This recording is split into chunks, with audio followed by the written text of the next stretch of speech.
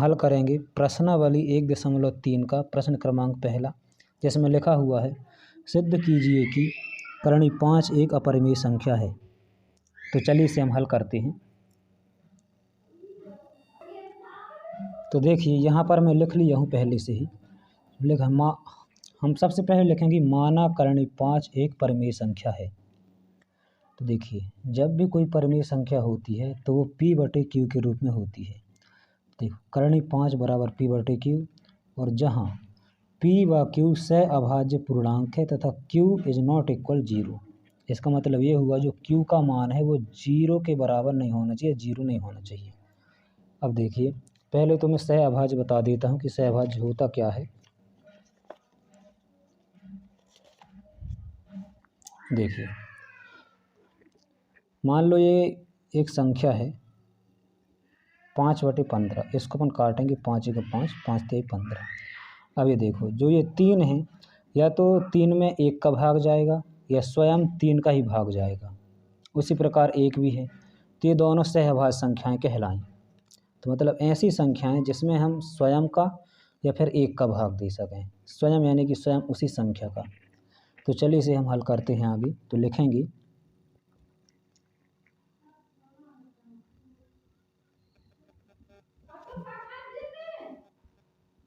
दोनों पक्षों में वर्ग करने पर। देखिए हम दोनों पक्षों में वर्ग करते हैं।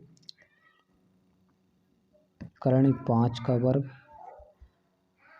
बराबर P/Q इसका पूरे का वर्ग।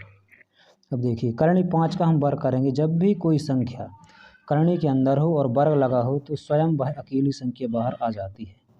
बराबर इसमें देखिए P का वर्ग और ये Q का वर्ग। हम करेंगे अब तिर्यक गुणा। देखो 5 के बटे में कुछ नहीं तो हम लिख सकते हैं 1। ये करें तिर्यक गुणा, 5 का Q के वर्ग में करेंगे तो ये हो जाएगा 5Q का वर्ग, और P का वर्ग का 1 में करेंगे तो ये हो जाएगा 5P का वर्ग। अब देखिए इसको हम मान लेंगे समीकरण 1। और आगे देखिए, अब देखो अगर हम Q का मान निकालेंगे Q के वर्ग का, तो 5P के वर्ग के बटे में चला जाएगा। Q का वर्ग बराबर P का वर्ग और बटे 5।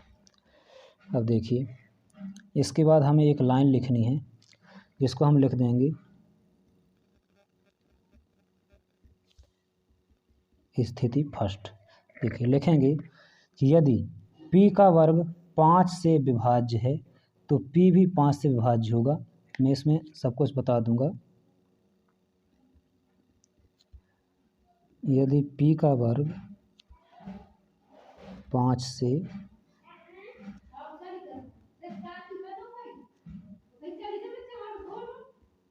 विभाज्य है तो P भी 5 से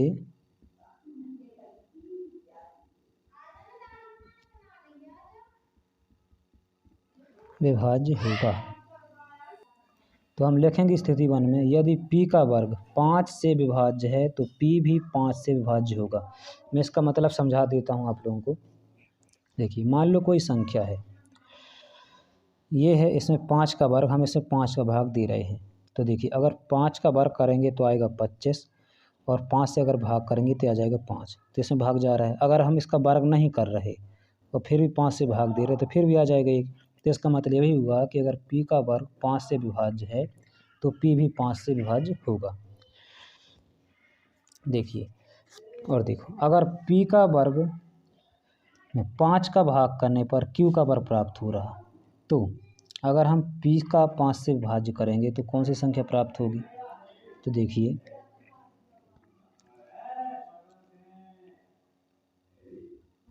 P/5 बराबर C।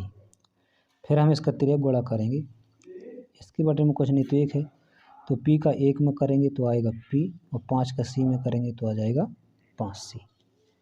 ये देखिए, देखो लिखेंगे P P का मान समीकरण 1 में रखने पर, देखिए समीकरण 1 हमारा कहाँ था, यह है हमारा समीकरण 1। इस समीकरण में हम P का मान रख देंगे। तो P का मान कहाँ है, यहाँ पर है।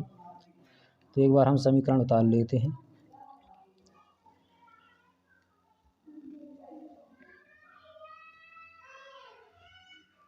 पाँच क्यू का वर्ग बराबर P का वर्ग। इस P के मान में हम ये P का मान रख देंगे। तो देखिए 5Q का वर्ग बराबर P का मान कितना है 5C, वर्ग लगा है तो ये वर्ग। अब और आगे देखिए 5Q का वर्ग सेम, देखिए 5 का वर्ग हो जाएगा यहाँ पर 25 और C का वर्ग C का वर्ग।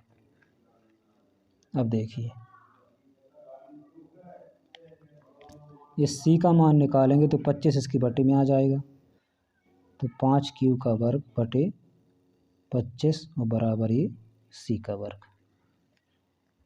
देखिए 5 एक 5 पचम 25, तो Q का वर्ग बटे 5 बराबर ये C का वर्ग,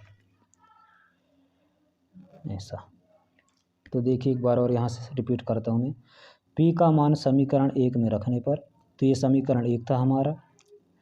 देखो 5Q का वर्ग बराबर P की जगह हम 5C और वर्ग लगा है तो ये वर्ग। देखो 5Q का वर्ग बराबर 5 का वर्ग 25 और C का वर्ग C का वर्ग। अब C के वर्ग का मान निकालेंगे तो 25 इसके बटे में आ जाएगा। तो 5 एक हम 5, अगर यहाँ पर तो एक तो लिखेंगे नहीं, ओनली यहाँ Q का वर्ग रहेगा और पचम 25 बराबर C का वर्ग। अब देखिए अब यहाँ पर हम फिर लिखेंगे स्थिति 2।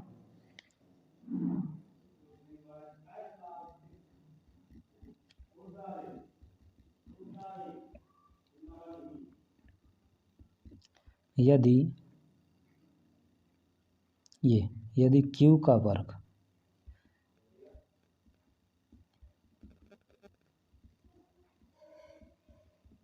5 से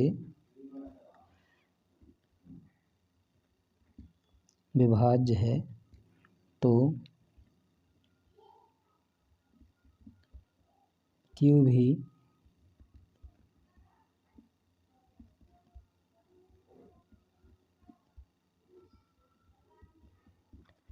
5 से विभाज्य होगा।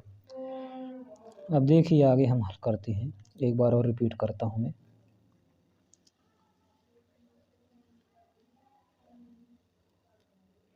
ये था हमारा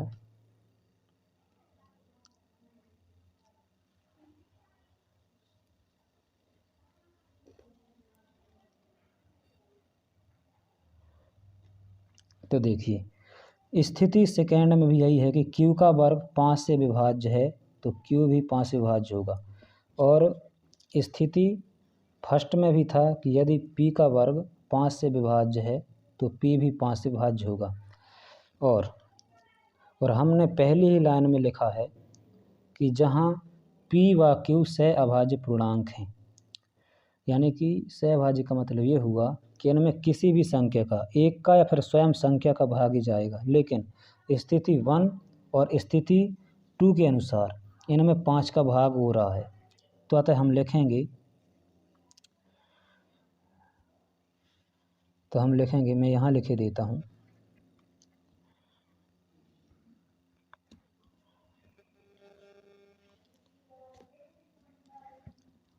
यहाँ पर मैं लिखे देता हूँ स्थिति फर्स्ट व स्थिति सेकेंड से स्पष्ट है कि P बटे Q परिमेय संख्या नहीं है, तो करणी 5 भी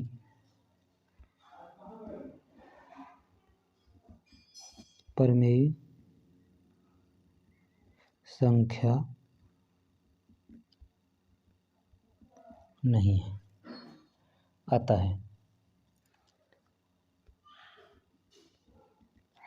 अतः करणी 5 एक अपरिमेय संख्या है। देखिए हमें ऐसा लिखना है,